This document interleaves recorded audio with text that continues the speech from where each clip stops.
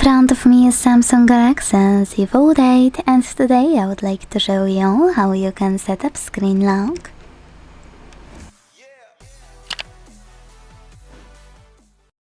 First of all, you need to open Settings and scroll to click on this section called Security and Privacy. Now, select Screen Lock and tap on one of those login methods: PIN, password or pattern.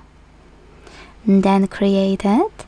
If you made the mistake, hit retry at the bottom left corner of the pop-up, and then if you input it correctly, hit continue.